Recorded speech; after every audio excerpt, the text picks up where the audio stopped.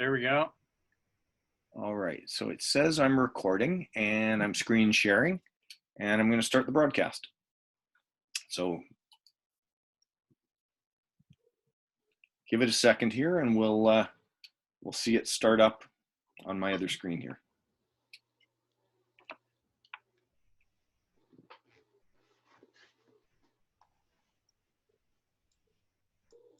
Yep, so my iPad is connecting.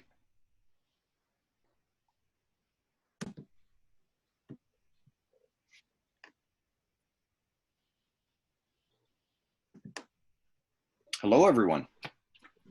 Take it away, Vern. Hello. How's everybody doing tonight? Good to see you so many online with us, and welcome. This is our monthly teammate event. We're doing it live and virtual. We have some brand new coaches online with us, going to do some presentations for you on how to grow, sustain, and maintain your real estate portfolio. Whatever aspect you want to go into, whatever you want to learn, we are Teammate Real Estate Academy. We are the largest and only free real estate investment club here in Manitoba. We bring together like-minded individuals, investors of all different types, and you're going to see many of them tonight presenting to you. You have access to all of our service providers, tradespeople, anybody that you need to fix your properties, whether you're going to buy them, fix and flip, or buy, fix, refinance, and rent them out, buy and holds, whatever you want to learn, single family, duplex, triplex, fourplexes, whatever you like to learn. We have some of the very, very top experts here in Winnipeg online with us tonight and going to present to you. Teammate itself has over 100 students and proteges nationwide across Canada. And we just entered the US late last year.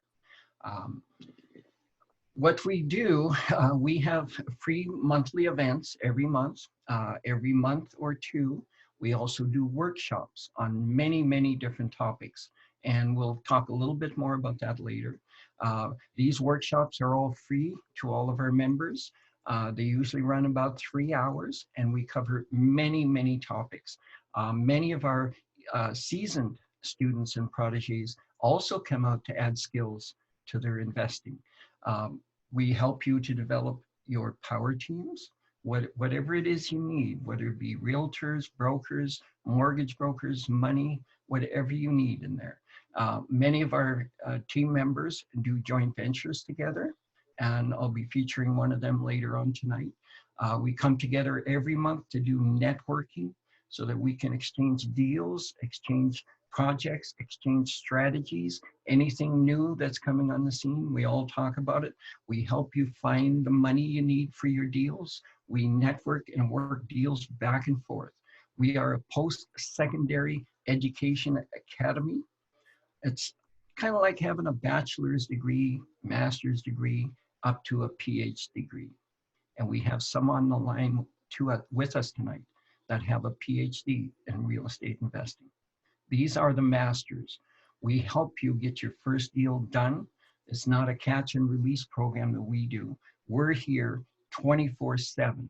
You need us, we're here. These are all your coaches you see right there. And we're here 24/7. There's no annual fees. You get one-on-one mentorship. You get field training, academic training, all the training that you need. You become part of our family. And this is the brochure that tells you all about us, okay? You can see there on the left-hand side, we do strategy sessions with you if you're just starting or even if you're experienced. We do buy and sell rehabs, buy and hold rentals, buy, fix, refinance, rent, whatever you like, rent to own. We show you how to get control real estate with no money involved. We help you learn how to get financing in place, joint ventures, negotiate, all this different stuff. And you can just check off whatever box you like.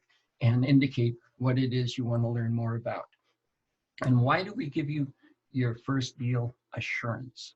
Number one, it gives you an application of the knowledge and the skill that we're teaching you. We teach you, first off, all the different strategies that we're using, the different techniques, all the different contracts and documents that we use to make a deal happen. And your coach and mentor is your advisory board, sharing their knowledge with you.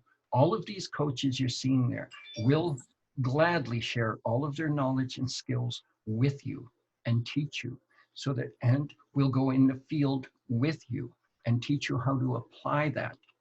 You're not just buying an education, you're buying our experience. That's what we're bringing to the table. We'll give you the confidence that you need to proceed, and we'll help you create momentum in your business. This will be a lifetime membership with Teammade Real Estate Academy. And we have a chat support system where you will be immediately connected to not only all coaches and the owners of the company, but all other members, all other students, all other proteges. You're connected directly to them, okay? Now, this is like anything else. If you're going to accomplish anything in your life, you can do it alone and struggle, or you can get a coach and a mentor, a trainer to help you to break through those limits, to teach you a new way to think, to remove the restrictions, stop limiting yourself, and push you beyond what you think you can do.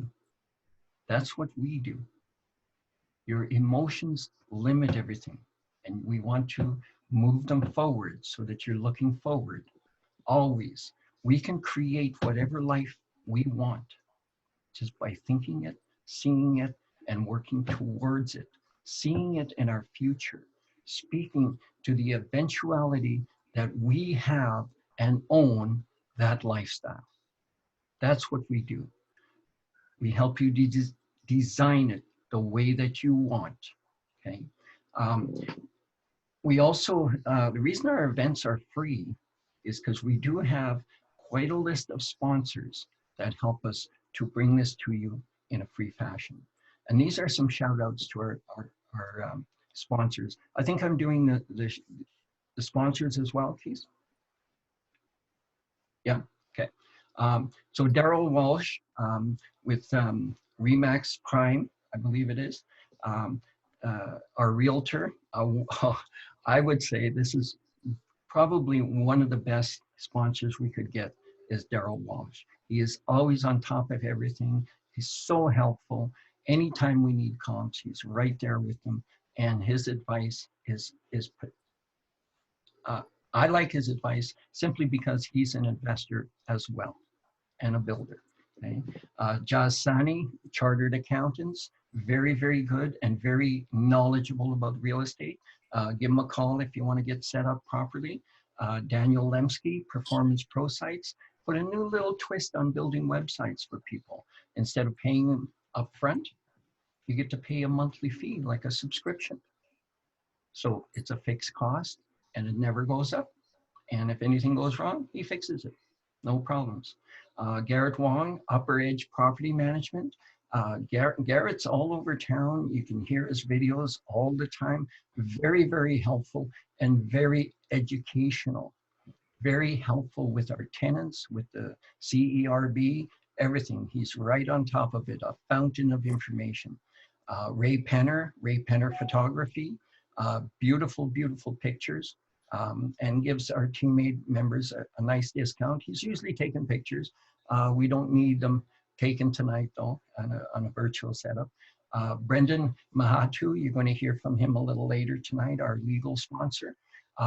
This fellow was, in his words, he was born to be a legal real estate investor lawyer. He was born to do that. And he's excited about real estate. And every time you talk with him, you got a little issue you want to clear up, he's just more than happy to drop everything, talk to you, and in 30, 40, 50 seconds, it's all answered and you're on with your day. So very, very available and very nice to have him on board. Alvin Bali with Caesarstone Canada Dulux Paints. Okay. I believe we were pleased to get him on board because it does speed up our orders a little bit when we go there, I'll tell you. Dan Posner with Trusted Financial. We have our own in-house financial for mortgages, anything like that. So touch base with them. And what's next for us? We're going to do some results. And I think I have, is mine right next to this one? Next one is the report, the realtor report. Okay, and this is going to be done by Nelson, I believe, right? He's going to do Daryl's report tonight.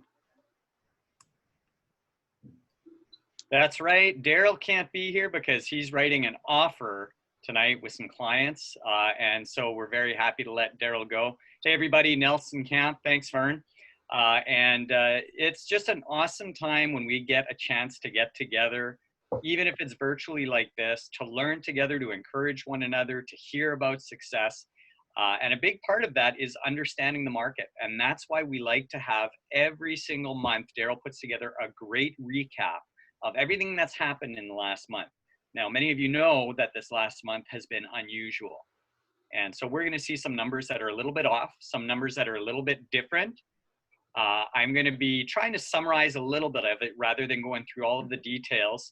But if ever you'd like more information, please take the time, ask Daryl. He's great. He can explain things to you if you're looking for more information. Daryl has worked with a lot of different investors in the group. He's sold houses for me. I know he's done lots of deals within the group, both private and MLS listings within Teammade Real Estate. And I think that's one of the greatest advantages. And I'm sure Vern's going to touch on this later, but there are so many deals that come through our group. Whether it's a wholesale deal, it's a joint venture partnership that takes place.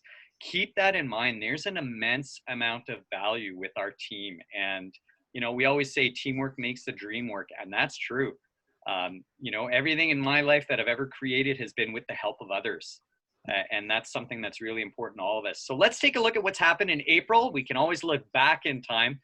So in April, we did see some changes, and we're going to be going through them. There's just a brief summary of some of the active listings and the average price that was sold for. We still see that average price creeping up, which we like to see. So even in April, those prices were creeping up at the $330,000 mark, is pretty much on par for a consistent increase that we've seen. You can see that's for a 1,358 square foot home.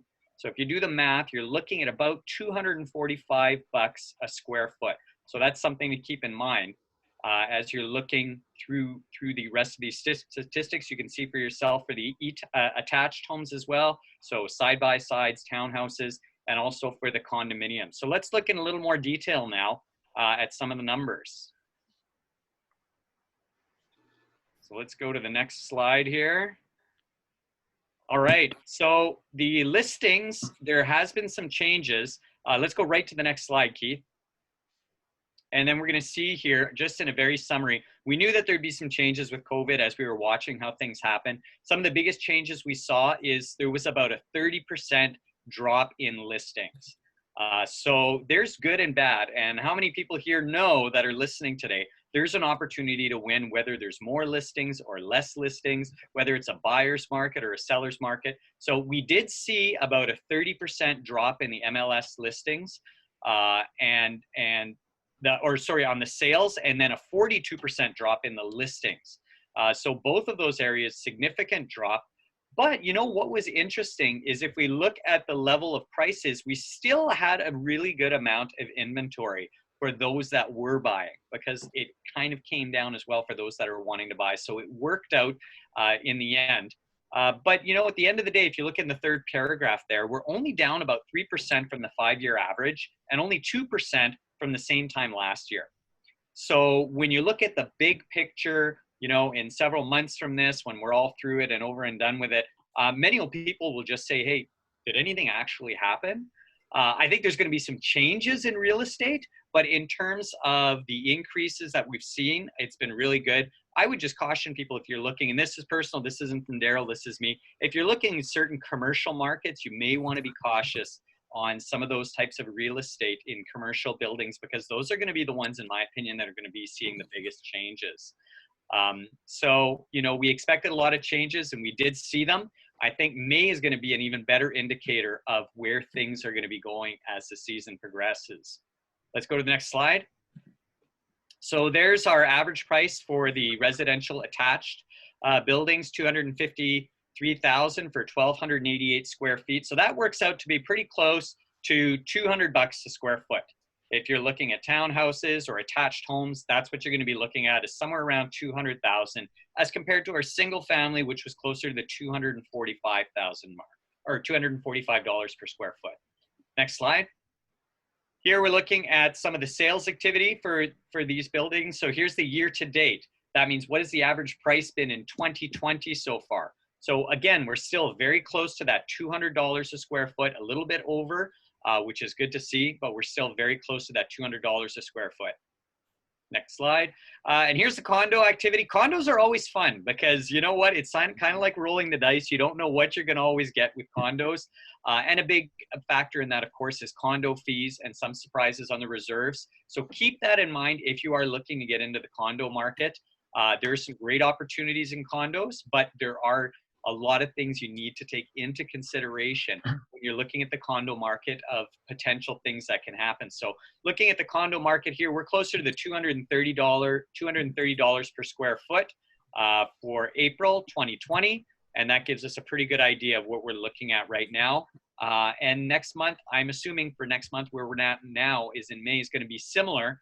And year to date, we're at 234, so pretty much consistent. There's a little bit of change there, but not a whole lot. We're still around that same mark in the price point, around $230 a square foot. So basically, if we're looking at the market share here, as expected, residential sales makes up the lion's share. Almost 3/4 of all sales have been residential, and then it drops off to condos, residential attached, residential other, where a lot of real estate investors are if you're looking at the multifamily industry, right? That's a place you want to be. And then some of them are sometimes even mislisted. So you might find something in the residential detached that was also residential other. So that sometimes you're going to see that multifamily industry in both of those areas.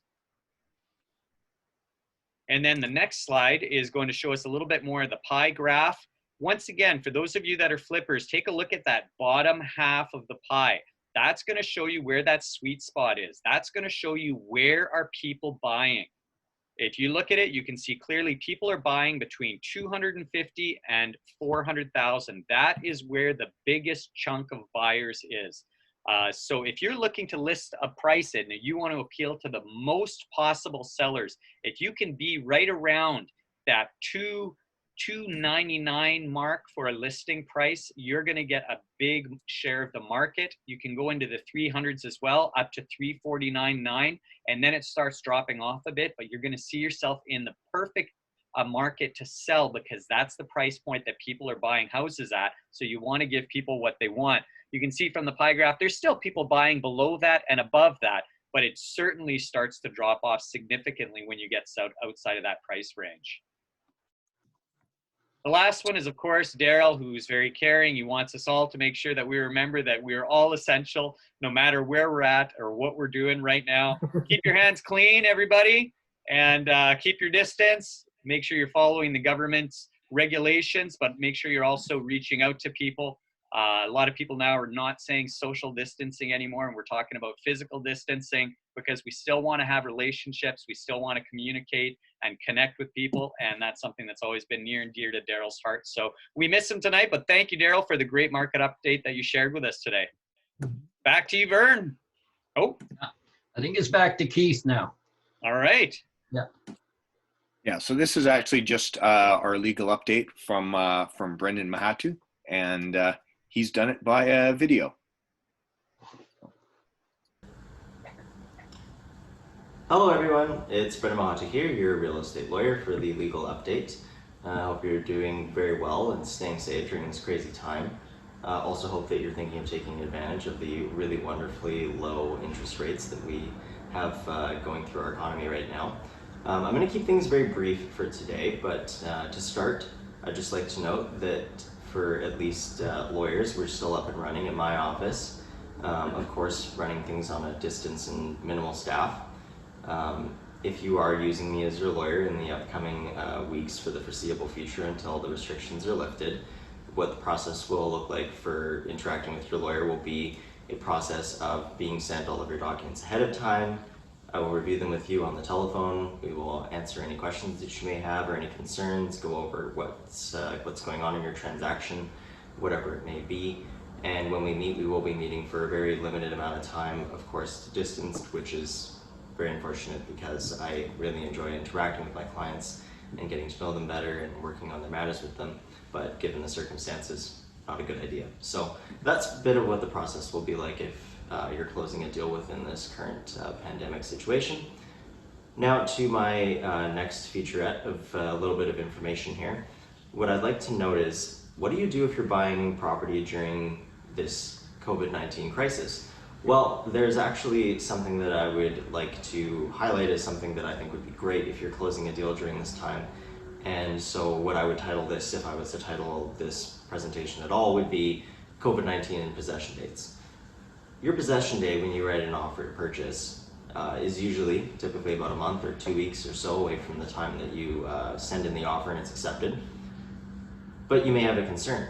You put in an offer on a house, seller all of a sudden is diagnosed with COVID-19 or is showing symptoms and is put on to quarantine, self-isolation, whatever the case may be. Well, if your possession day is about a week away or whatever it is, it can cause problems. So what I would suggest is if you're going to be putting an offer in on a property within the next current foreseeable future with the pandemic, I'd highly recommend giving me a call. I'm not going to charge you anything for it, but let me take a look at your offer before you submit it.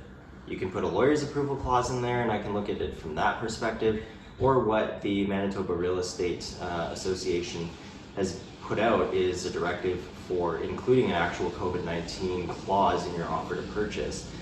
This would be a clause that would allow for the extension of possession days if there's a diagnosis with someone within the household of the property that you're buying, if that diagnosis would require 2 weeks isolation or quarantine. And it's just a really nice little way during these crazy times to protect yourself and your possession day, to ensure your transaction runs smoothly. As well, if you're obtaining financing, banks are really enjoying those clauses, knowing that their funding days may be moved, and that way they're already ahead of time aware of this. And it's a fantastic way to just protect yourself an extra layer during these crazy times. So that would be my recommendation if you're putting an offer in on a property. Maybe throw in a lawyer's approval clause for a condition benefiting the buyer on the standard form offer to purchase, or give me a shout and we can go over things and include a clause that's related to the COVID-19 crisis to ensure that if anyone has to do an extension or if the seller is going to have to isolate in the property, that you'll be able to give me a call and we can put in that clause to protect you. And that's my quick legal update for right now. Hope everyone stays well and safe, and hopefully within your real estate investments you've hoarded enough toilet paper and Lysol wipes. Thank you.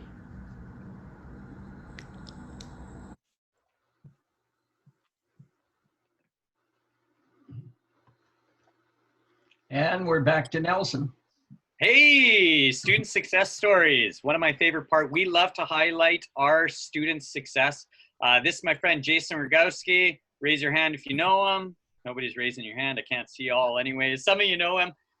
Jason's a great guy. He's just an all-round outstanding individual and authentic person. I like him a lot and I love to see him succeed. He got another one tied up just today. $118,000 for a great single family dwelling, and it's looking like the ARV is 255. So listen, we're talking about a spread of 130,000 there. Honk your horn if you think that's a nice spread on a deal. I don't hear any horns honking, but I'm sure there is some honking in the background. Anyhow, great job, Jason. So proud of you, and you did an awesome job on this one. Good for you. And let's see what else we got. Okay. There it is. Some of you may know Jeremy and Justin. They've started with us just recently. These guys are outstanding individuals. They run a very, very high ethical standard on their team, and these guys are great.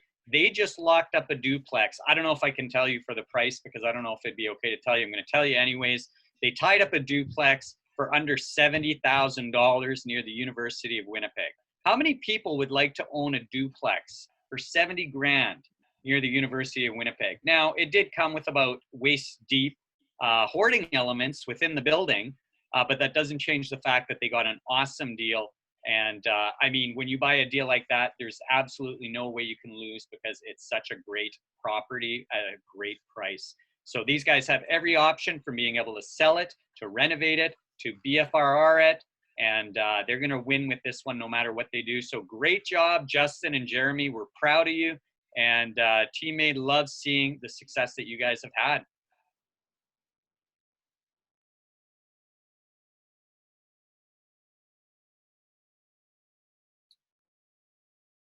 Okay, over to you, Vishal. Hey, I'll take it from here. Can you guys hear me? I can hear you. Awesome. Let's go to the next slide there, Keith. So let's start off with some Monday motivation. I was reading a real estate article last week, and this stuck out to me. So I thought I'd want to share it with the group. When we invest, we participate in the recovery. Recessions are an unfortunate fact of life, but they carry a silver lining. And for newer investors in particular, recessions can open doors that were previously closed. I think there's no better time than right now for that first quote. And second, my original favorite quote of real estate is, "Don't wait to buy real estate and wait." Yeah. So why do I invest? For over 10 years now, I've been buying and selling real estate. And I must say, I love the flexibility and the freedom of investing in real estate. We get to choose when we want to work. We get to pick what projects we work on. We get to pick who we work with. So we are in control of our business. And guess what? That holds us accountable and responsible to the results. And that's what I look for. Opportunities where I can come in and make an impact and a difference. So because I have the freedom in my work schedule, I also get the freedom in my fun schedule. So I get to travel where I want and when I want.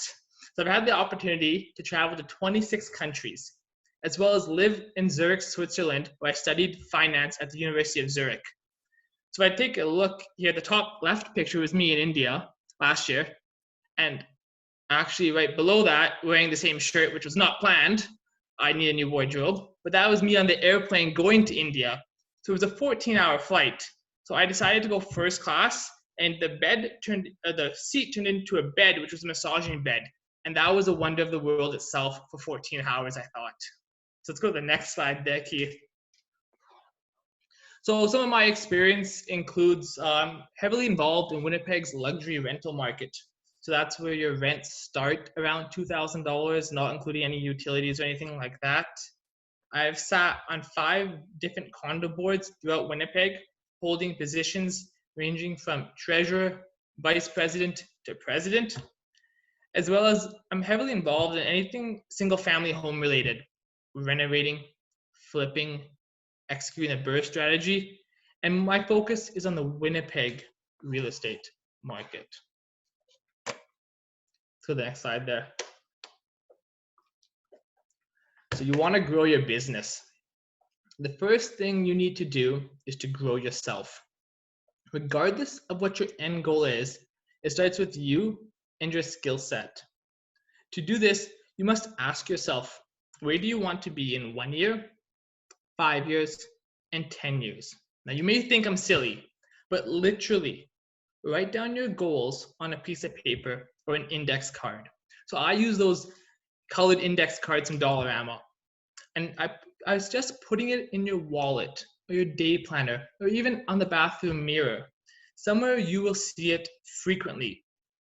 Now when you do this, set your goals very high. So today when you set them, you may think there's no way possible for me to be managing and owning 15 properties in 5 years. I encourage you, write down those aggressive goals. Now, you may not think they're achievable today, but when you write them down and take ownership, you'll hold yourself accountable.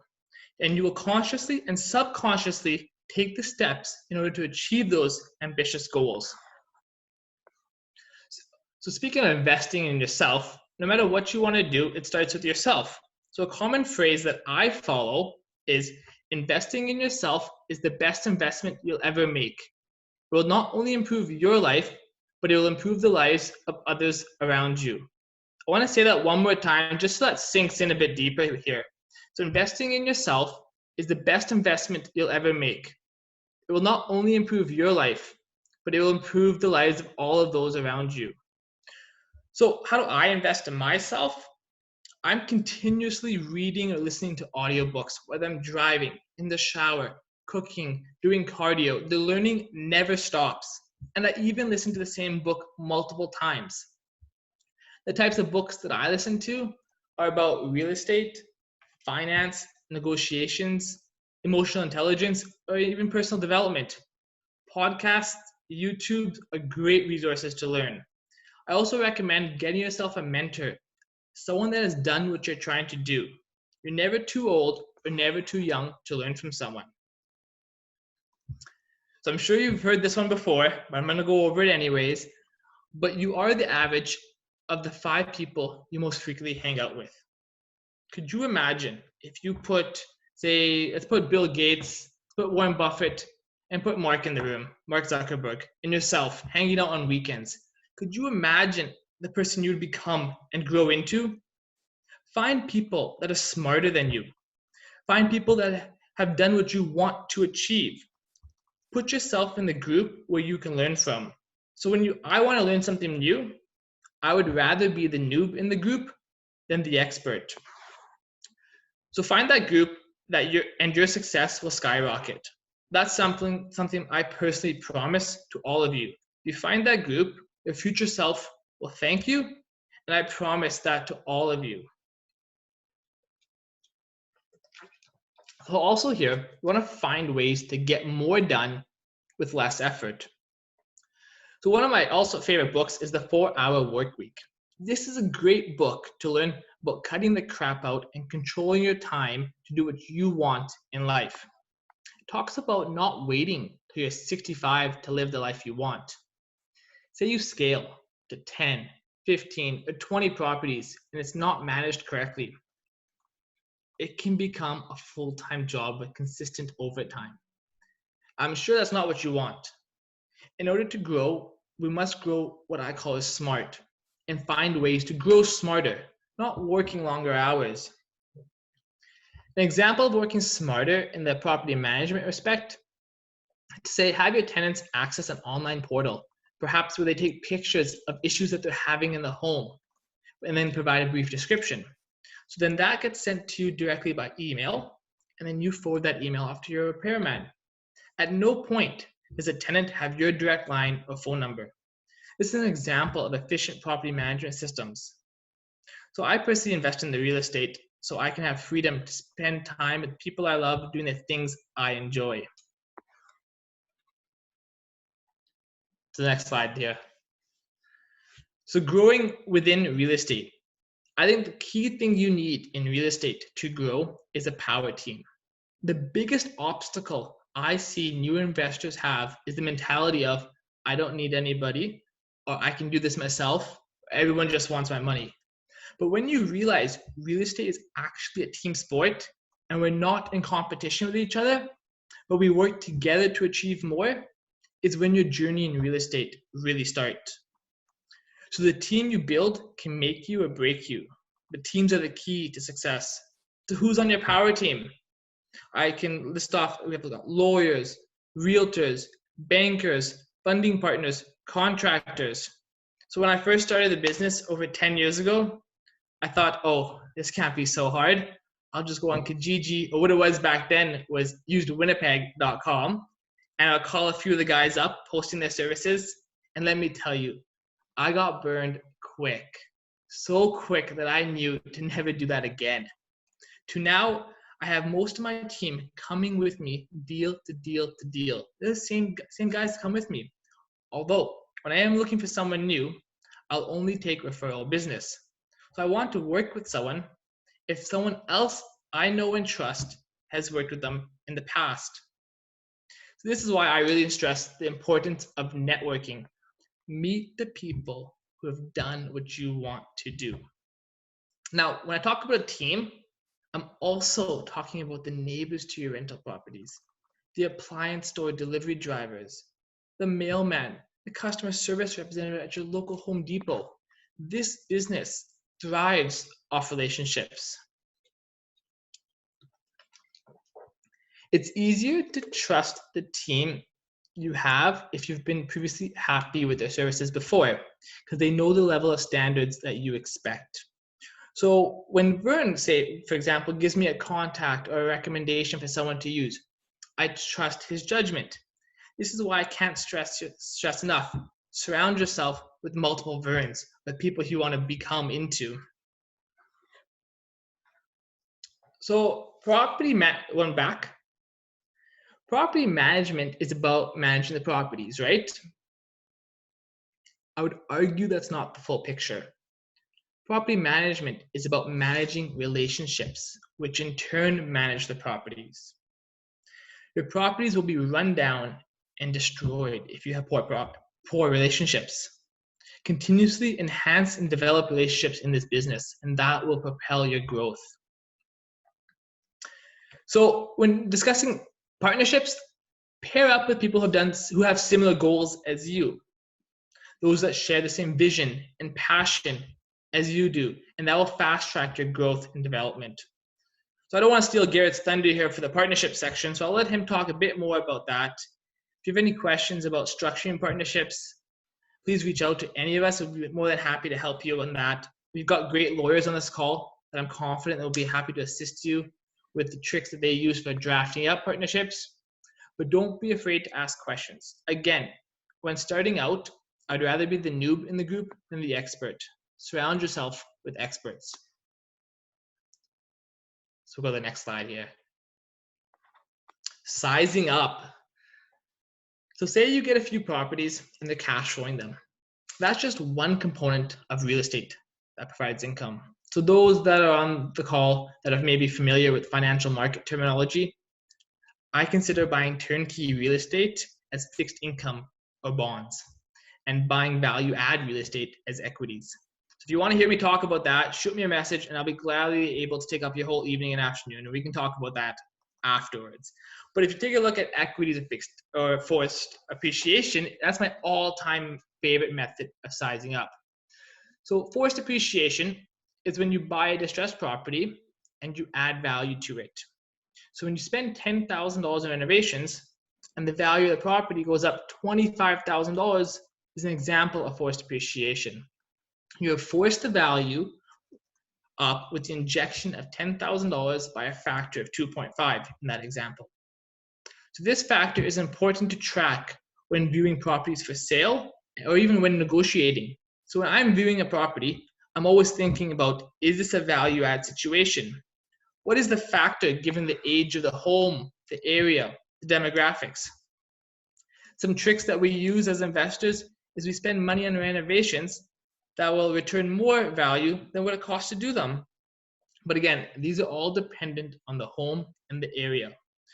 So for some areas, I would gladly put 1-inch depth granite countertops in with under cabinet lighting that change colors and you can control to your phone. But with other areas and demographics, I would put IKEA in. So it's about knowing your market is the way to make smart investment decisions and sizing up. I often hear from investors that you can't have more than 3 or 5 properties or 5 loans. And when you do get to 3 to 5 properties, you will notice that the banks start to give you some pushback. So as investors, we have strategies and relationships in place to push past those hurdles. So just because the banks say no, doesn't mean you stop buying those properties. So I want to bust a myth here with a lot of investors on the call. I often hear people say the banks won't give you more than 5 mortgages. You can't have more than 10 in your personal name. Those are all bogus. There are strategies to present your file to the banks that make it a simple, streamlined process to get your deals approved.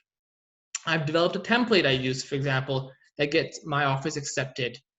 And each bank is looking for something different. So you need to know your audience and how to structure your emails to the bank. So again, I want to be clear here, that 3 to 5 property hurdle is an invisible line, and it really only stops the people who are not willing to fight for their dreams.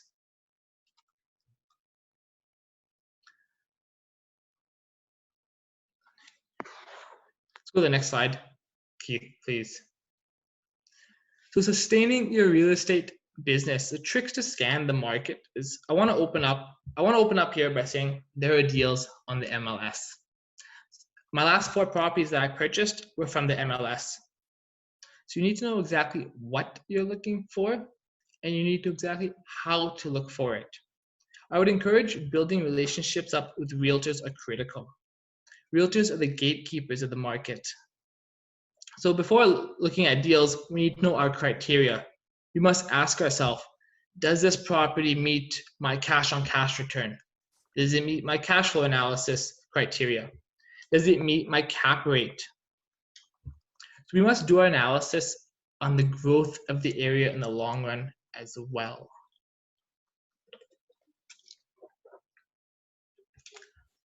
So before I actually go to visit properties, and I'm just viewing them on my phone or the computer, I got a pretty good idea if I'm going to buy the property or not, just from the due diligence of my numbers. So I personally have created tools, Excel models, and spreadsheets where I input a few numbers like the taxes, the renovations, the ARV, the rent, and it calculates all the KPIs, which tell me whether to buy it or to pass on it. So I really suggest here creating robust and systematic tools which make the decision process making so much easier in real estate.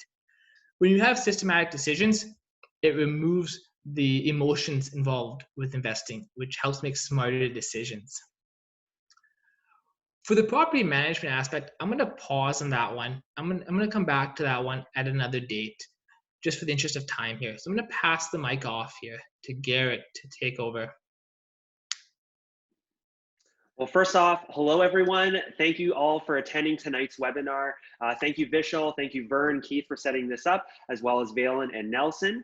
I'm very excited to be here to be chatting with you guys tonight, talking a little bit more in depth about how to grow, sustain, and manage your real estate portfolio. So let's jump right in and get started. First off, I have to give some shout outs to my students, my awesome, amazing students. First up, Peter Grimsley. This guy is the man. He is great. He's a go-getter. He works at Home Depot, and he's been sending me deals all day long to all of my team. So big shout out to him. Love that guy. Also, Dan and Mel Adet. We just signed them up. They are a young family. They're very hungry and thirsty for knowledge, and I am very excited to work with them and to just share all my experiences with them and just help to see them grow. And then last are my most recent signups here, Arlen and Megan Brooke. They've got a beautiful little family there as well. I can only hope that my future children one day will look as beautiful as their children do. So it's nice to have them on, and they're on here for the webinar tonight as well. So a little bit about me. I'm actually the newest coach with Teammade Real Estate. So some of you might be thinking, hey, who's this like tall blonde haired dude and what's his deal? So I am the CEO and president of Phrase Developments, Inc. and of Phrase Properties, Inc. We use one corporation for our flips and one corporation for our rentals. I just turned 35, and woof, that sounds very old now that I'm just saying it out loud. But I'm born and raised Winkler, Manitoba, Mennonite representing. Any Mennonites in the house there? Let's get a little fist bump going on. I have been married for 7 years now to my lovely wife, Jenna. We've got a little fur baby, Harvey. And we are also looking forward to having our own human children one day as well. And as far as my background goes, I'm actually a trained psychologist, and I work specifically in schools working with kids that have learning difficulties. I do have a master's degree. However, I am very slowly getting out of that. I should be doing that maybe for a year tops yet, and I will be fully gone from the 9 to 5 working life and just full-time into real estate. Some of my interests, I love cars. I just recently went to Vegas a couple months ago, and they have this motor speedway. You can rent high-end luxury foreign cars and just rip them around the track. I didn't die, so that's excellent. So that's a really good thing. I'm a huge, huge, huge Star Wars fan. If you know, my students can tell you that I give them all like Padawan Jedi names, and I refer to myself as a Sith Lord quite on a regular basis. And I love reading books about things about business and reading, and just generally, I love helping others. I love sharing my knowledge and sharing my time, and just helping people to be better in whatever situation they find themselves in. So a little bit about my story. You know, I really first got into real estate back in 2013. You know, I read this little book called Rich Dad, Poor Dad. I'm sure almost all of you, if not all of you, have heard of this book. And I have to tell you guys, I started reading that book. I read it in a day. I couldn't put it down. There was something about it. I just kept reading, reading it and reading and reading. And it's like a light bulb went off in my head. I could not believe that my beliefs had shifted just like in one day like that about money and investing and in debt. And it was such a great book. And right after I read that book, I started reading real estate books, going to different seminars. I started going to monthly investor meetings as well. And then I have to give a massive, massive shout out for my boy, Nelson Camp. This guy took a risk on me. Again, I'm this young blonde punk coming in and hired me on part-time as his property manager. And I have to say, you guys, I got the better end of that transaction, because if you think about it, Nelson paid me to spend time with him and manage his properties. And that's absurd, because this is a man with such a wealth of knowledge that he should be, we should be paying him all the time just to be around him, right? And to be able to soak up his, all of his knowledge. So I'm so, so grateful to have a mentor like him in my life who taught me everything that he knew. And, you know, all the while I'm learning about this, I'm working with Nelson. And, you know, my parents one day kind of approached me and they said, hey, you know, we would love to do something with you. You know, we've got our retirement coming up. We've got some savings, but we would love to increase it and do better with it. You know, what can you do with this real estate thing? And that's how my first partnership was born. And they became my first investors. And since then, we did about 5 flips in 5 years. We currently have 10 rental units. We have 2 triplexes and 2 duplexes. And in fact, I think my dad's watching right now because he just loves to watch his dear old boy, you know, just live on the webinars there. So shout out to my dad there as well. You can go ahead there, Keith. So that's when I branched off after, you know, I kind of set myself up, or set my parents up with their retirement. That was back in 2018. And now I was looking to start my own company. And at the time I had just enough, I had scrounged up enough between investors and my own money to be able to do basically one deal at a time. And that was 2 years ago. If you fast forward to today, so our company has had some pretty crazy growth. So on average, we're doing about 2 acquisitions per month. And of those acquisitions, about 70% we are flipping. So we're buying, fixing, and then selling. And then the other ones that are just as rentals. So we're buying and fixing and then renting and refinancing out, also known as the BRRRR strategy. So as of current, we have just over 20 investors. You know, my investors range from as low as $5,000 upwards to about $1 million, between a combination of cash and RRSPs and TFSAs. Now I have 3 full-time employees with another part-time employee as a property manager. And actually, just looking at the participant list here, I believe he's watching as well. So Sam Davidson, he's my part-time property manager. So Sam will tell you he's an amateur wrestler, but in fact, he's a professional wrestler. In my mind, at least he is anyways. And so he's working his way up there to become a professional wrestler. And Sam, it's good to have you with us here tonight. And as of recently, we started looking at larger buildings. So we're looking now at residential buildings. Just as an example, we just got under contract an 8-unit apartment building close to the University of Winnipeg that is basically it's halfway finished. And then the guy is just done with it, doesn't have the money for it. I'm not sure what the situation is there. And we're looking to take it over, finish renovating it, putting some great renters in, probably some students, because they can walk really close over to the U of W. So we're really excited for that as well. Now, as far as the future goes, you know what, guys, I'm a huge fan of growing always and in all ways. And so whatever we do, I just want to go big. And I want to do it in the most streamlined, systemized, efficient way possible, and doing it with a great team along the way. So I wanted to share with you guys tonight a little bit about how I got my start in my company. So what I want to suggest to you is this, is even if you have dreams and plans to build a super large company with great teams of people, start with the basics. I want you to do all of the work yourself, at least to start.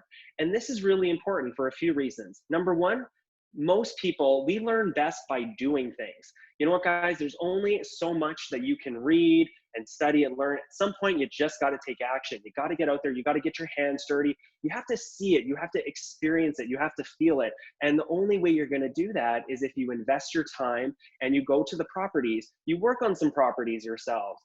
You do everything yourself that you possibly can, especially for all of you that are younger out there. You know, what you probably have is a lot of time, but not a lot of money. And so what you want to do is you want to invest that time to get to a place where you are making a lot of money. And then you can start delegating tasks to staff people or contractors or whoever. And the second reason you want to do this is that in order for you to teach something to somebody else, you have to do it yourself. You have to know more than what the average person knows. And you certainly have to know more than just by reading it, because, you know, anyone can go and do that, right? And that's not to say it's not important. You always have to read and study and analyze, but that's only 50% of the way, you guys. The other 50% is actually doing something, is taking action, and that's the last 50% that you need to be able to get to the finish line.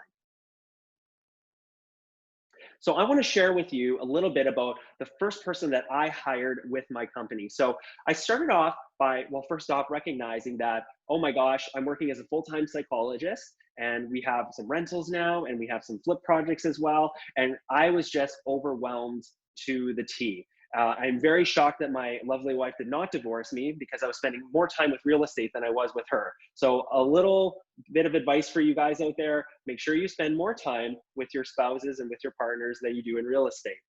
And so when I was looking for someone to hire to help kind of share the load, I really focused more on what are the personality traits that I'm looking for. I wasn't so much focused on experience, because you know what, at the end of the day, with that experience, you can train someone. You can, you know, you can figure out what those skills are that you need, and you can train them with that. It's a lot easier to train with that than it is to train someone's personality or train their attitude. You know, have you ever tried to, you know, take someone with a negative attitude and try to convert them into a positive attitude? It can be really, really tough and really challenging. So I went on my Facebook and I started off just by posting on there, because I wanted to see what are some of the acquaintances, you know, one of the inner circles that I have around me of people that are possibly looking to get a job with me. Now, if I didn't find anyone in that inner circle, then for me personally, I would go out into the general public to try to find somebody. But for me, it worked best to figure out someone that was really close in my inner circle, so that I actually knew a little bit about them, and it was less risky for me at the time to do that. So I did have several people that applied for the position, and I interviewed interviewed them for it. But really, there was only one that stood out, and this was a guy named Micah. And so I knew him just from some friends of ours. We had some common connections. We went to the same church that we went to together. And what I liked about him is he did have a good attitude. He was very positive. He was mature for his age. He was very sociable and responsible. And these were some of the key qualities and traits that I was looking for in someone to kind of help out with this. And really, when I hired Micah, I relied on my gut. And when I talk about having that gut feeling, you guys might wonder out there, it's like, well, what do you mean when you say gut feeling? Well, I find that a gut feeling is a combination of thinking logically and rationally, but also having a sense of emotion as well. And you never want to make decisions on one or the other. You know, in real estate, if you're too logical of a person, or if you're too emotional of a person, you know, guys, it's not going to get you all the way. I think you have to develop that gut feeling, and that comes from just a lot of experiences over time, and you learn to trust it. So my next hire was Jaira. So funny story about Jaira. I met him when he was 15 years old. And before you guys all get all mad at me and thinking I have some child slave labor ring going on here, let me explain the story here first. So Jaira's mom, Lori, I knew her through our church, and she has a cleaning company, and I would hire her to clean all of our properties. Now, one day, Lori messages me and says, hey, Jaira has a book report coming up. He needs to interview someone that has a business. Would you mind being that person? And I was really honored that she asked me that. So I said, yeah, sure, absolutely. So I sat down, I met with Jaira, and you know what, guys, I was so blown away by this kid. He's 15 years old, and just how he spoke and how he carried himself, I was just so impressed with him. And at the time, I didn't even have room for an employee in my company. But I just said to him, I said, you know, Jaira, right before you turn 18, if you are looking for a job, I want you to come message me. I want you to find me, and because I just want to give you a job. And I just knew that if he came back to me around that time, I knew I would have the growth in the company that I would need to sustain hiring somebody. And it's a good thing that he remembered that. And that's exactly what he did. So just before he turned 18, sent me a message. I was just happened to be looking for someone to work for me part-time. And I put Jaira on it, and he has not disappointed me since. And the funny story with Jaira is whenever we go anywhere in public, I always say, hey, Jaira's gonna have the chocolate milk if you have any, just to kind of make fun of him for his age. But the reality is like this guy is 19 years old now. He manages about half of our portfolio. So at any given time, he'll have 4 or 5 renovation projects. He'll be walking through with contractors 2 or 3 times his age, and he's just sort of directing them and telling them what to do. And then some of the contractors sometimes will give him a little bit of lip or attitude, and he just takes it. And you know, he's not threatened by it, he's not intimidated by it. And I think that it's just very much how he was raised and the type of person he is. And I'm so happy that I have him full time on my team. He will definitely leave me one day to start his own company. And, you know, I think as a business owner, that makes me very proud that I could be a part of that process. But at the same time, I'm very selfish and I just want to keep him forever. So we'll see what happens there. So the third person that I hired, you know, we got to a point of growth in the company where I really needed someone to help with the administrative aspect and the finance aspect of our company. So I was doing all of this stuff at the time. And I have to say, looking back on that now, that wasn't one of my best decisions because A, that's just simply not my strengths. You know, as a leader, as an entrepreneur, a business owner, you know, you have to be whatever your company needs at that time. But just because you can be what it needs, it doesn't mean that you're going to be the best at it. And of course, having a full-time psychologist and having a family, it was just really tough to be able to manage all these things. And as a result, things were getting delayed and getting pushed behind. And I just realized how much I was starting to drown. And I'm like, okay, we got to make the decision to hire someone to fulfill this need. And this is where Becca came in. So Becca was actually a recommendation from Micah. And it was interesting because when I first met Becca and I started messaging her and chatting with her and getting to know her and stuff, you know, she probably wouldn't have been the type of person that I would, you know, immediately think would be a good fit in the company, just because of, you know, she comes from a financing background. She's kind of worked in the banking industry, and you know, so her kind of demeanor and personality is just very kind of quiet and behind the scenes. And you know, any of you guys that know me, you probably learned just by watching this webinar tonight, is I'm like let's go have fun, let's party, let's do all the things and all that. And I think for a little while, that's what I was looking for in my company. And you know, I learned a very important lesson when I did take the jump and take the risk to hire Becca, is, you know, she fit into the company so well. She has such amazing strengths in being very analytical, logical, detail oriented. You know, Becca's the type of person where like we'll be doing something or exploring something and she'll ask me a question that I just never thought about. And those are the type of people that you want in your company. You don't want somebody who thinks just like you. And Lord help my company if I hire someone that thinks just like me, because it'll just be an immature 8-year-old little brat kind of, you know, working in the company. But you want someone that is going to challenge you, that has different ideas, and that is really going to help with keeping things accountable. And that's exactly what Becca did, because her strengths in that area, now we've caught up on so many different things in terms of administration and finance. And not only that, we're not only managing things, but now we have the capacity to be able to grow it, to try new things, and, you know, look to the future as the company grows, and then being able to sustain that growth as well. So my fourth hire, I already gave him a shout out. So Sam Davidson, I knew this guy from university days, super nice guy. I always, you know, loved chatting with him at university. And the cool thing about Sam is actually we kind of started our real estate relationship. He's actually one of my investors. So 2 years ago, when I was reaching out to people to try to invest in real estate. Sam saw that. He reached out to me. He invested in our company. And obviously, because of that, Sam and I keep in touch. And I've always thought Sam would just make a great employee. Just, he's good with people. He's good with sales, all of that stuff. And so, recently he was sort of looking for some part-time work. And I also know that Sam really is interested in real estate, and he really wants to learn more about it. So, we chatted about it, and we thought, hey, well, maybe I can do is make you a part-time property manager, because we're just so busy right now. We can't even handle all of our property management. And, you get to learn a really good skill set for the day when you have a lot of rental properties as well. And that's what I liked about that scenario. It was a win-win scenario, because he gets to make money and learn about real estate. And then I get a really great employee out of it as a property manager. And I would really just encourage you guys right now is, whatever transaction you do, whether it's with people and in business and real estate and life, make sure, you guys, that it's always a win-win situation. If you win and the other person loses in a transaction, that is not a good transaction. Focus on the transactions that you can win, that they can win, everyone else involved wins. Whether doesn't have to be money, it could be getting time back, getting knowledge, whatever their goals might be, just making sure everybody gets something out of it. So I want to share with you guys now the lessons that I've learned from all the hiring that I've done.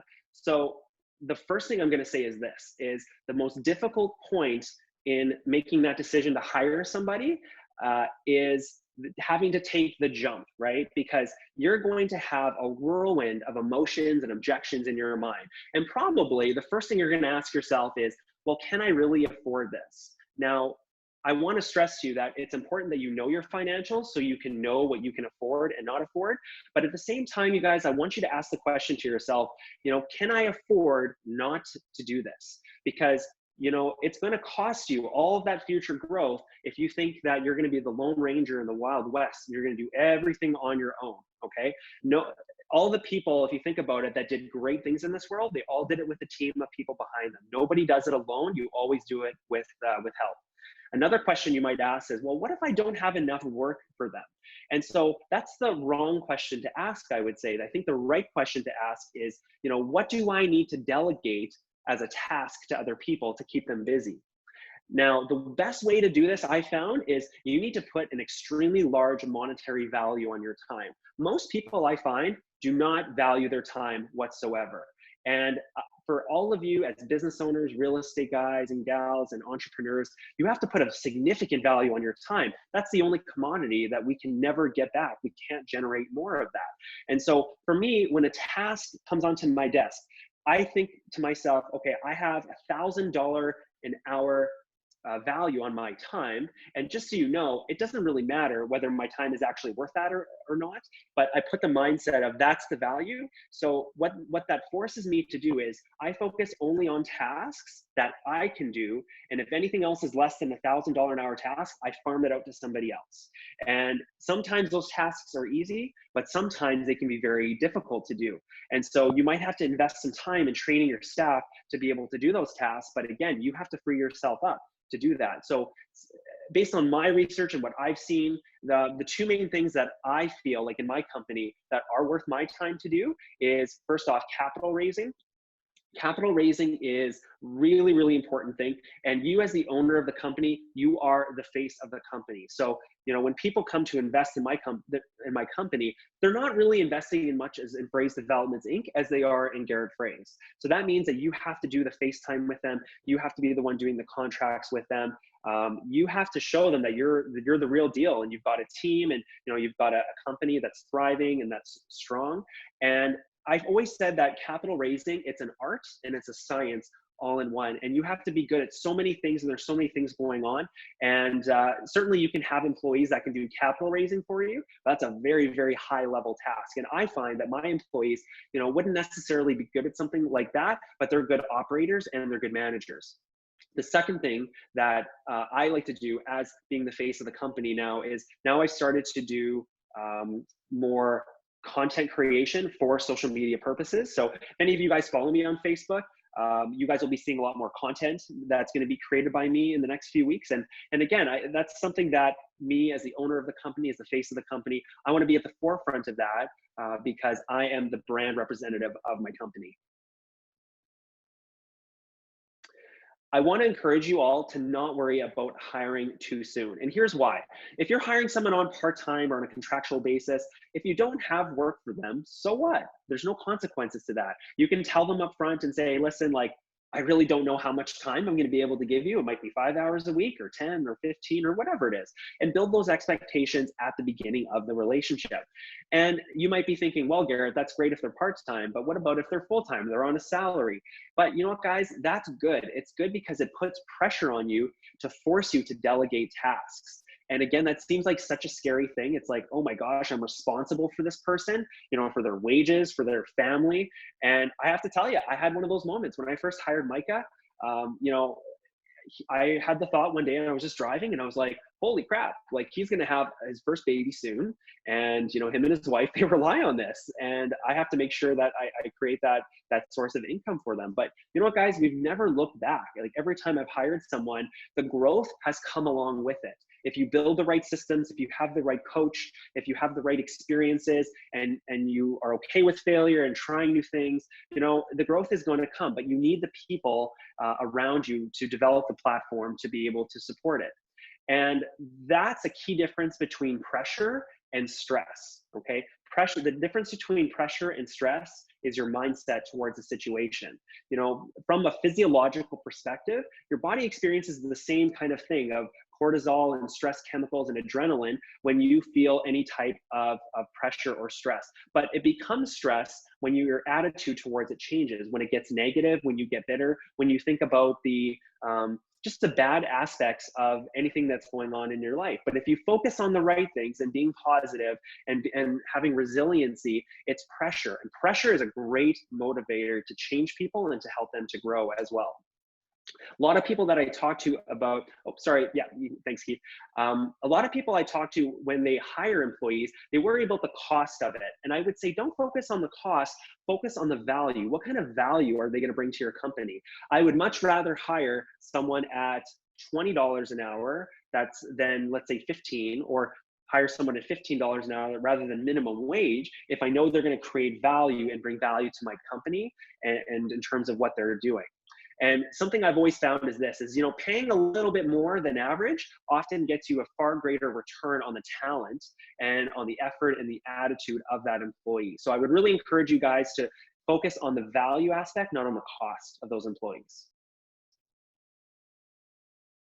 So some more lessons for you guys: hire slow, fire fast. I cannot stress that one enough. So when you're hiring, you want to be slow, you want to be thoughtful, deliberate, intentional, asking lots of questions, talking with existing team members if you have them. That should take you a little while, right? Because you want to be able to see a lot more about that person. What are they all about? And who are they as a person? Having multiple meetings with them. Now, the complete opposite of that is when you're firing somebody. You have to be exceptionally swift at that and extremely efficient in doing that. I also put in there that when you're letting someone go, it's good to be communicative about that and about the reason why. I don't actually like the word firing. I just use it for the illustration here. But the reason is because I don't look at it as firing. I look at it as, you know, at one point in time, that team member was a good fit for the company, but at some point they just no longer are a good fit. And just because they're not a good fit for me or for my company doesn't mean that they won't be a good fit somewhere else or with another company. And so we have to recognize that sometimes people are with us for a certain period of time, and then they might leave and go off somewhere else. And that doesn't mean that it was a failure, not at all. In fact, you can have a very successful working relationship with someone for a certain period of time and then wish them well as they go off onto the next part of their journey. Most employers, I find, they hire for aptitude and they ignore attitude. And I think this is a huge, huge, huge mistake that most employers make, because you should be doing the complete opposite. As I mentioned earlier, it's much easier to teach aptitude than it is to try to teach someone attitude, right? Like, you have all seen those people out there, those negative Nancys, and the people that are just literal cancers to an organization. You know, I can share so many stories working as a psychologist and working in school divisions, and I bet you Nelson has a whole lot of stories to boot with this as well. But there are people that just chronically complain about their jobs. Everything is somebody else's fault. It's the government's fault, or it's their spouse's fault, or, you know, the kids are just terrible and all this. And I just think, like, oh my gosh, like, what are these people even doing here? Like, do they even want to live their lives? And those are not the people people you want in your organization. You know, you want people that are going to show resilience and that are okay with making mistakes, and they take ownership of those mistakes. And you want people that are going to have a good attitude along the way. It's super important. So when you are hiring someone, recognize that as a business owner, these are people you want to really enjoy spending time with, because guess what? You're going to spend a heck of a lot of time with them. And I would encourage you to make sure that you put that business-employee relationship first, and that friendship is and should be secondary to that as well. And you know what? It is really difficult sometimes to wear both of those hats. You know, with each of my employees, you know, I've had to have conversations at some point. When there's performance issues, I would have to take off, you know, that friendship hat and put on the boss and employer hat. And my employees know, like, I hate being called the boss, because I see it as it's a team approach. Like, these are my colleagues, these are like my brothers and sisters, and we're all doing this together on this life journey, and we're all working together to do some cool things with real estate.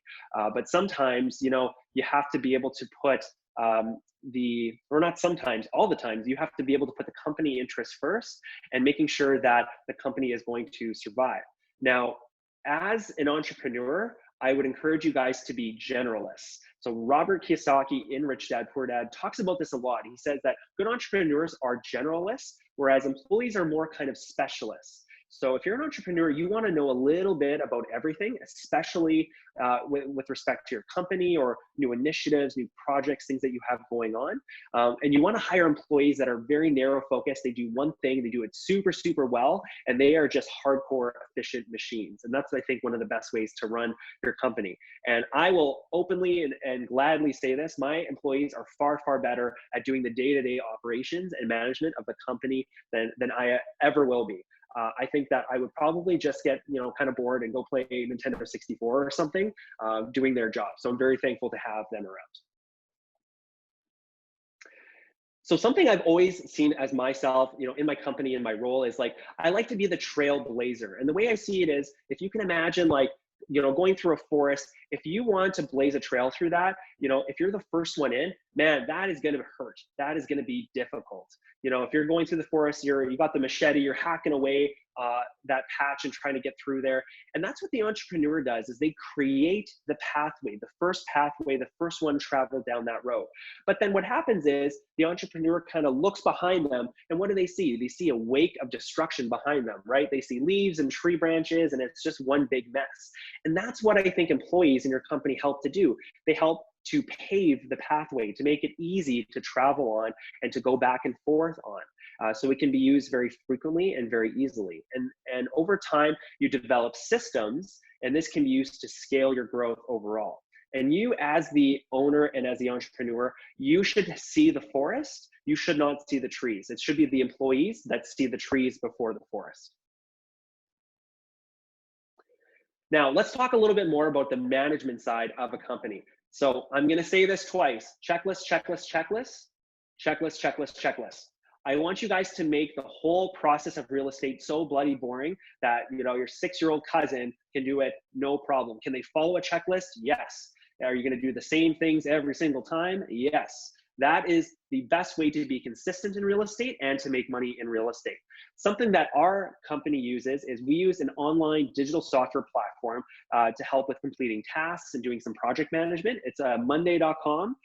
You guys have probably heard of it or seen those ads pop up on your Facebook. Really great software. It's so great to be able to keep track of things, to assign tasks to each other as well. And what we do is each week I sit down with all of my employees. We meet for about 2 to 3 hours. We'll go on monday.com, we review all of those tasks and to-do items, and then we pull up each renovation project that we have. I believe right now we have 7 or 8 projects renovating that are going on right now. And we look at pictures, we look at it together, we ask questions, we look at timelines, schedules, are contractors ahead of schedule, are they behind schedule? And then as well, we just talk about the future. What does the future look like for us? We look, you know, if we want to go bigger, if we want to go different areas. You know, we're dabbling now in the United States. And so those meetings are also great just to talk about not only the present, but the future as well. Another big thing for managing, guys, do not take yourself so seriously. Nobody else does. You know, what irks me more than anything is, like, I have witnessed guys that, like, kind of strut in, you know, and they think they're the big dog, they're running this big real estate company. And I just think to myself, oh my gosh, like if they could just see how much I screw up on a regular basis, like, you know, you can't have that attitude. You know, you have to recognize you're a human being, you make mistakes. You know, your employees are human as well. They make mistakes and it's all good. You know, we're all in this together. We're all trying our best. And you just need to do your job to help make sure that they succeed as much as possible. Having fun, laughing at your job, it just increases exceptionally how meaningful it is.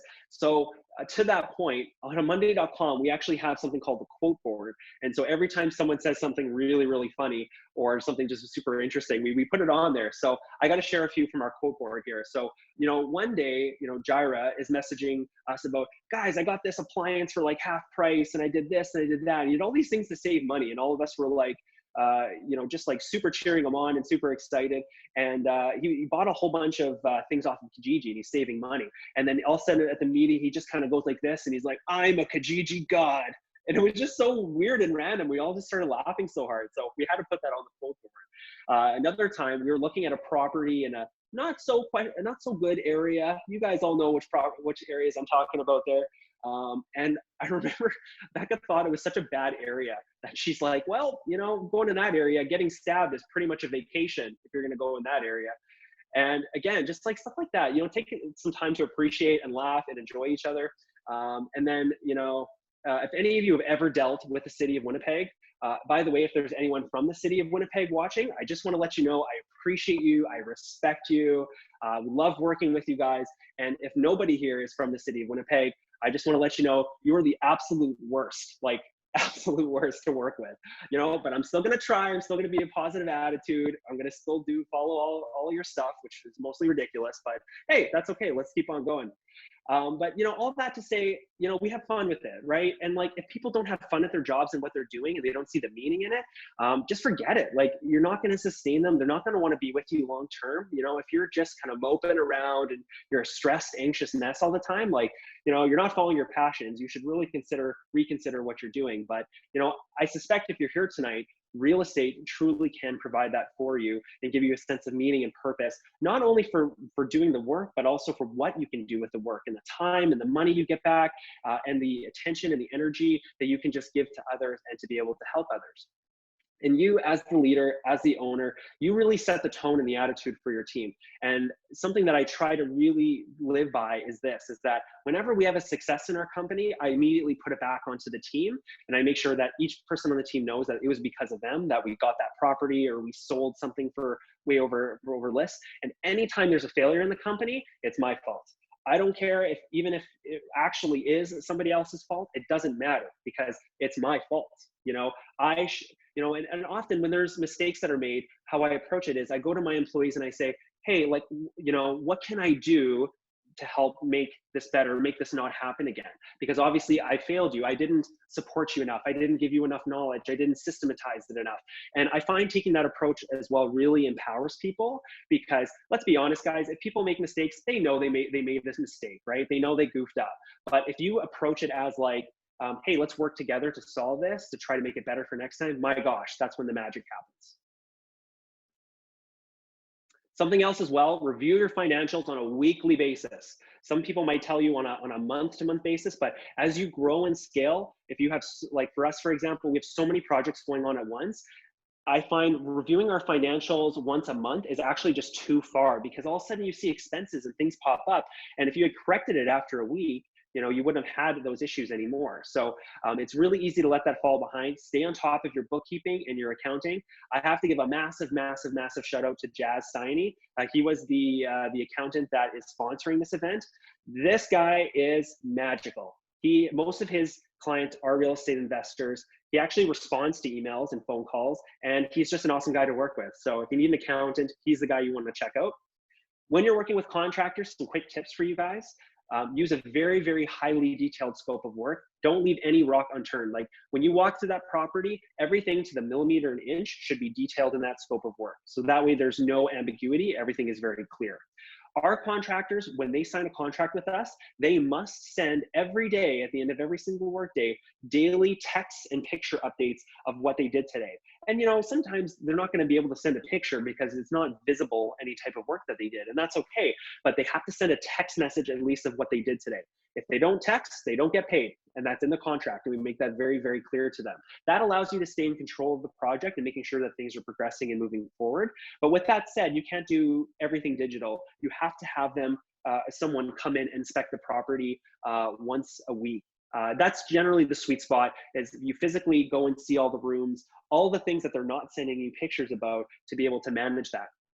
I myself personally am at the point now. It's actually kind of funny. We laugh about it at our meetings, but I bought properties that I've never even seen, and we've totally renovated.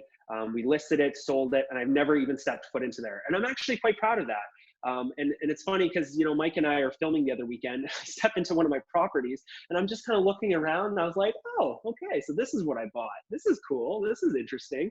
And that's how it should be, guys. Like, I've created the lifestyle that I want. Like I've created, so I don't want to go see properties, because the reality is I don't need to. I have a system. I have trained employees.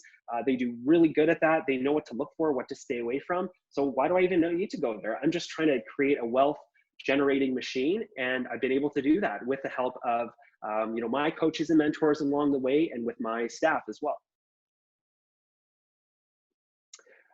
So how should you look at your business? You have to look at it as you are a parent, and this business is your newborn baby. If you leave that thing in the wild, guess what, guys? It's going to get eaten up by any other sleuth of animals out there. And so that's what I need you to see yourself as, is this is your newborn baby, and you have to protect it. And sometimes that means getting in harm's way. You have to deplete your resources. That's what parents do in order to fend for their children. And your business is no different than that. And we would never call parents, being greedy for protecting their baby. And you shouldn't feel that way either when you're protecting your business. And then lastly, we're going to talk about creating systems. Systems are absolutely everything in this business. And this is why you want to systematize every single decision that is made in real estate. If any of you guys ever come check out my flips, like, you're going to get pretty bored after the second one. And the reason is they all look the same. I don't change anything on my flips, right? It's the same grays that I use, the same, whites that I use. It's the same countertops that I use. Everything is the same. And I do that for a very specific reason, because as human beings, we're inconsistent. We make mistakes. We forget things. When we have to make decisions, that's where errors can get introduced. Now, if any of you follow, McDonald's and their history, what you would know is that Ray Kroc, and by the way, Ray Kroc isn't the actual founder of McDonald's. It's Dick and Mac McDonald. But Ray Kroc was the one that took it and basically stretched this thing to the behemoth that it is today. And he did that by bringing the factory to the cheeseburger. And that's what I've always tried to do with my real estate portfolio, is I bring the factory into real estate. So my factory punches out the exact same real estate product every single time. Now, when you create systems, though, the systems you use to be successful at one level are going to fail you at the next level. So you always have to be changing it. And everyone's familiar with the old adage, if it ain't broke, don't fix it. I want you to cross that off your vocabulary, and I want you to replace that with, if it ain't broke, break it. You should automatically always be looking at your systems, like revising them, trying to make them better and simplify them. And when you do those things, it makes them very repeatable. Another thing to do as well is creating roles and responsibilities for your employees, also called standard operating procedures. And this just ensures that anything happens to one person, you've got some continuity in the business. And that's it. I just want to say thank you so much for attending here this evening. If any of you out there are interested in learning more about real estate and getting a coach, we do have a COVID-19 package group that is upcoming here. We have some spots remaining, but those ones, I think, we might actually only have 1 or 2 now left. So if you're interested in that, that is a group training format package. Or if you're looking more for some specialized one-on-one and just spending time with me directly, then please don't be afraid to reach out. Add me on Facebook and send me a message. Love to chat with you guys. Obviously Vishal as well, and all the other teammate coaches. We have so much experience in such different areas, and we'd all love to share that with you. And thank you again so much, and we will turn it back to the group. Hey, take it away, Vern. All right. Well, great job, Garrett. I love to hear you speak. That's the first time I heard you speaking. Very nice, very nice. Welcome aboard. And good job, Nelson, bringing him on board with us. And I knew a while back when I met Vishal Guliani and I introduced him to Valen that he'd be a great fit. He is an expert on the condo market. And we have some good questions that were asked by Peter Grimsley. We'll open those up towards the end and show you the answers that we gave to him. Just going to talk a little bit about, why some people win. Some people just seem to win no matter what business they go into or what they get into. They're just hustlers. They're committed to success. They consistently take action and they get the education they need to get the job done. But not only getting the education, they get the mentoring, the help, the leadership to apply that knowledge. I know a lot of people have gone to university, learned a lot of things, but did not apply it in the workplace. What we do is we teach you everything you need to know. Here at the TeamAid Academy, we show you everything you need to know. You can take a one-year package just to start out. You can take lifetime packages, silver, gold, platinum, where you get everything that we teach. Not only the academics of it, whether it be 5, 7, 10 hours or a lifetime of hours, but we do field training as well. We go in and out of properties with you. We teach you how to create maximum allowable offers.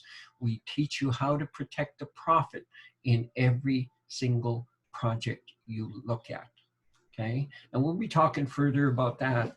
But what you would learn when you're with us, we talked, both presenters, everybody that was speaking tonight, talked about systemizing everything, creating systems. In your coaching packages that we offer, we have these analytical tools in place so you can research, analyze a buy, fix, sell property. You can analyze buy, fix, refinance, and rent properties or multiple properties. We have all of these tools. We show you how to find your deals. We instruct you and teach you how to find the money that you're going to need for the down payments, for the mortgage in place, for the renovation money. We teach you how to negotiate to get the price that you need in order to do this business successfully and make your family some wealth.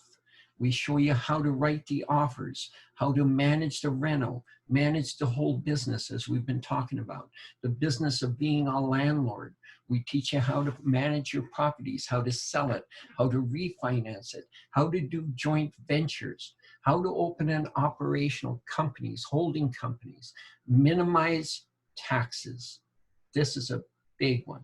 Minimize taxes. From this moment on, anybody who's online with us, if you stop somewhere for a cup of coffee or a gallon of gas or a bite to eat, even portions of your home now get legally written off.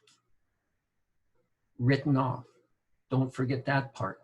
We teach you how to maximize your leverage, whether you're leveraging your dollars or leveraging your time. We have experts right here. You can see them. We teach you all those things that you need to know. And we want you to retire from your day job like we have, okay? I've got 2 or 3 decades on a couple of our coaches, a couple more of you. I've got about 4 decades. I've been around a long time. I bought my first house when I was 19. And I've kind of kept a low key. I like keeping things quiet. I like doing things quietly. And it is a nice feeling to be able to go where you want, when you want, with who you want, and why you want to go. That's what freedom is. And we can teach you to design a lifestyle that you desire, not that we desire. What we have up here is what we're showing you. experience. Does it cost money? Yes. Same as going to university. It's going to cost some money. Okay. Will you have to do any work? I think so. Same as any doctor, any professor, any engineer, any mechanic, any laborer. You have to do some work to make money. Will you have to get out of your comfort zone? Well, let me ask you this. Those of you sitting on your couch, how's that been working out for the last 5 or 6 years? In 5 or 6 years with us, you can be any one of these 6 individuals you're looking at right here in 5 or 6 years. That could be you with 5, 10, 15 properties. That's what we do. And we guarantee you to get your first deal done. Next slide. Okay, this is all of our contact information. Take a snapshot, contact us. We'll be contacting all of you. We'll be setting up strategy sessions with you. We'll be co-coaching, co-mentoring. Whatever you desire to learn, we will teach you. We will all team up and teach you what you need to do. Okay? Maybe you want to leave that up for a couple minutes, Keith. Just as we're wrapping up, one of the things that I've liked about Teammate, when they invited me to join them a few years back, we were talking about the team concept, going across Canada and taking our team into other cities. And we talked about taking it south to network with the groups that I've been networking with down there for the last 20 some odd years. This is the Teammate concept. You can learn to invest in real estate here in Canada, and you can learn and branch out into the US, as Garrett is doing now. I've got experience both sides of the border. I'm an international real estate investor, and I'm an international real estate investment coach. Valen Vergara as well. Okay, Garrett's getting expertise there. Vishal is an expert on condos. Nelson's an expert on buy and holds. We all have our expertise. I do a little bit of everything. I specialize in field training and teaching you how to create a maximum allowable offer to protect 30 to 40,000 of profit on every deal. That's what I do. And I do buy, fix, refinance, and rent. That's my specialty. Okay. Now, do we have another slide after that? Okay. So what's next? You're going to learn something new with us. And we find also that real estate investors out there that have 2 or 3, 7 or 8 or 9 properties, they hit those hurdles and then they want to go on to the next level. And that's where we come in, because we can get them over those hurdles. We give them a vision that's going to take them throughout this year and into their future, to create their future for their family. We're going to teach them how to create and change their family's destiny. That's what real estate does. But you have to take some action, and you have to take action now. Every month we award one of our real estate members that join Teammate, and we give them a trophy for Real Estate Investor of the Month. We've had several students already receive that award twice. One of Nelson Camp's received it twice. One of my proteges has received it twice. And we're also now noticing some of our junior students, junior proteges, joining up with our primary proteges, our senior students, and doing deals. This is what Teammate's all about. You're not alone anymore. You can be part of a team and be connected to over 100 active real estate investors here in Winnipeg. So give it some thought. take some action. You're going to have to put aside an hour a day for learning, 1 day a week looking at properties, 4 days a week. You know, make your offers, make offers on properties. Do a deal this year. There's 52 days in a year to be looking at properties.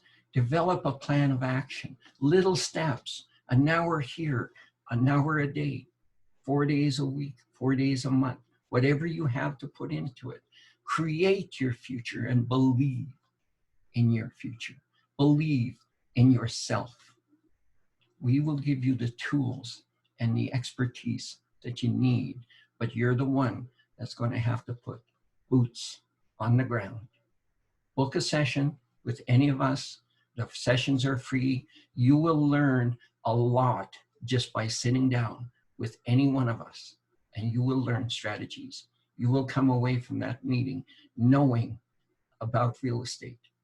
And then you can decide if you want to join us and get serious. And I will say, welcome aboard. Thank you all for being here. Thank you, coaches. Thank you, Keith, Garrett, Vishal, excuse me, Valen, and Nelson. Thank you, guys. We're going to do some questions and answers right now. I'm going to unmute everyone here so they can, all the coaches can chime in with their answers.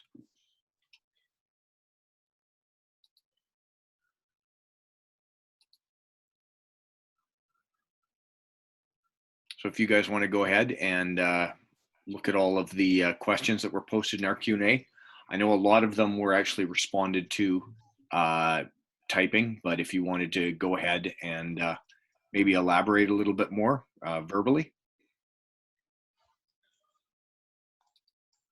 So I got a question here from Peter. I'm going to read it out here. Peter says, what is the single greatest perk of investing in condos? So I'll start with that side of it first. So Peter, our tax returns are actually due soon. And I was looking over my taxes and I was looking at repair and maintenance, and a handful of condos I have spent $0 on repairs and maintenance. Absolutely zero, nothing. Whereas my other properties, there's money spent on them. So one of my favorite things about condos is that the repair and maintenance is substantially lower. And yeah, they are compensated from the fees, but I rather have a predictable fee than something lumpy of repairs and maintenance. That's one of my favorite perks. The second part of the question is, aside from the potentially high condo fees, what is the potential greatest drawback? Absolutely. So a lot of investors are scared of condos because they've seen huge cash calls, mismanagement of funds. They've seen corruption. But as an investor, it's important to do your due diligence. But I think the biggest drawback is the investors themselves not doing due diligence in the buildings. Not all condos are equal. Once you have an accepted offer and you have a 7-day cool-off period, it's go time to start reviewing financial statements, making phone calls, checking up with management. So it's up to us, the investor, to do that due diligence, and with the lawyers as well. So the biggest drawback with condos, I think, is the investor themselves not doing the due diligence. Just because you have an offer and it cash flows doesn't mean it's a good complex. Each complex is different. And so as you do a few of them, you get to learn which of the complexes you should invest in and which are the ones you stay away from.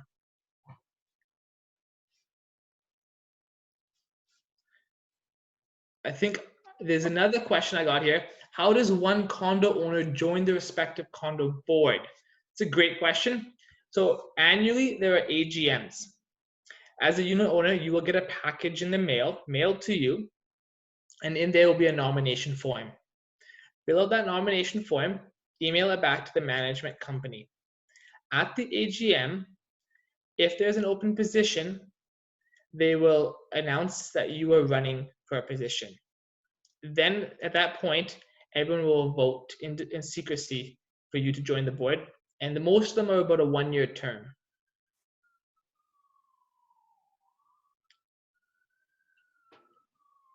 I'm going to pass the mic to someone else here. Sounds good. I will take that. This question comes from my good old student here, Peter. First off, Peter, I love that you refer to me as Garrett the Sith Lord. You get huge brand up points for that one. So Peter's question is, for those who do not know that are watching, share your perspective of the quote red zone. So if you are new to real estate, so when we refer to a red zone, typically we're referring to kind of the not so good area of the city. And so these are typically areas that are going to be downtown core areas.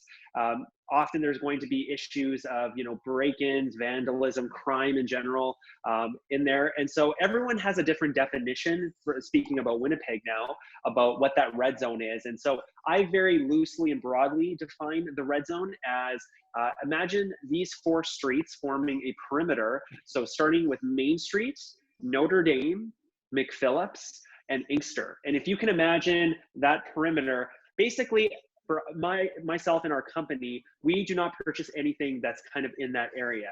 Now, that is not to say that you can't do well in that area. Many of the coaches here, they have rentals in that area, those areas, and flips in those areas, and they can do very, very well. One of the main reasons why I don't do it is that my lovely wife wants me to focus on better areas. So recently I've been encroaching on Nelson Camp's area over in St. Boniface. And so just a heads up to everyone here is that if you ever buy something in St. Boniface, you have to get permission from the mafia member, and that is the king himself, Nelson Camp. So just a friendly reminder there. But if you are buying in there, you just have to be, you know, be aware of what you're buying and how you're buying it. So there are some opportunities to get some very, very good deals in the red zone. But typically, compared to other better areas, you are going to have more issues with, you know, possible theft and break-ins, and you could have issues more so with having houses sit on the market for longer. So our company, our average days on market for our flips is 8 days on market. And that's averaged out over the last 2 years. So our model is predicated on selling things fast, selling things quickly. And, you know, for us personally, I don't know if we would be able to necessarily do that in the red zone. But again, it just depends on your goals, your interests, you know, on your sort of your stomach for the risk as well. I think some of the properties could be a little riskier than that, but you can do well in any area, just depending on your systems and who you are as a person. I may add just a little bit to that, if you don't mind, Garrett. That was a great question, Peter, by the way, and a great answer, Garrett. Something to keep in mind as well when you're looking at defining the red zone is what are your goals in real estate, right? Because some people are focused more on, I know people that invest in real estate to lose money every month, and that's their goal. And some might say, well, why in the world would you ever do that? Well, for example, I know someone who's an emergency room doctor who has a significant income, and the last thing he's actually looking for right now is to make money. He wants the tax benefits of losing the money on the real estate while he gains the wealth in the building for the long term, right? So you have to sort of think about what are you looking for. And although I agree 100% with Garrett, I know someone who helped train him to avoid certain areas in the city and why. I also understand that many people do benefit immensely from investing in whatever red zone they may perceive, because you're going to have a much higher cash flow generated in those neighborhoods. You're usually buying properties at a lower purchase price, but in Winnipeg, even though you're getting a much lower purchase price, you're not seeing a huge discrepancy between rents. So you may have a 2-bedroom in one neighborhood and a 2-bedroom in another neighborhood. Maybe one house was $130,000 while the other house was $260,000, and it's a 2-bedroom house, but your rents are still going to be pretty close, which means that you're still benefiting by a much higher cash flow paying out every month. And if that's your motivation in real estate, then you need to take that into consideration when you're investing. Keep in mind though, sometimes certain neighborhoods, as Garrett said, come with graffiti in the back lanes, prostitution, drugs, doors getting kicked in, rocks in the windows. You have to take all of this in consideration. And that's one of the first things that all of us do with our students when we're meeting with them, is we talk about what are your goals, and then we kind of reverse engineer everything based on what do you need out of real estate right now and for the future. So that was a great question, Peter, and hopefully that gives you your answer from what Garrett had, and that additional part helps you as well. Yeah, and we've got one here for Vern. Vern, the international guru, is asked, what is the single greatest piece of advice you received when you were first starting out? So Vern, if you want to hop in and let us know that one. That was a long time ago. I got started when I was 19. I ordered a book called Buy Real Estate with No Money Down.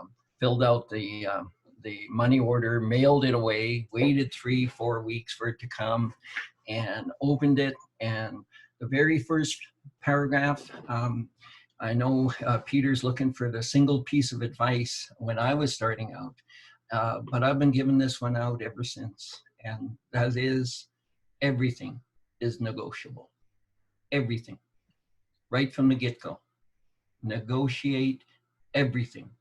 The price, everything. Ask for stuff you don't want. Put it on the offer so that you can negotiate it out. Negotiate everything. Ask for everything, because you never know what they'll give you. I bought buildings complete the way they were living in it. Take your clothes, your computer, your pictures, and go. I bought them with vehicles in the garage.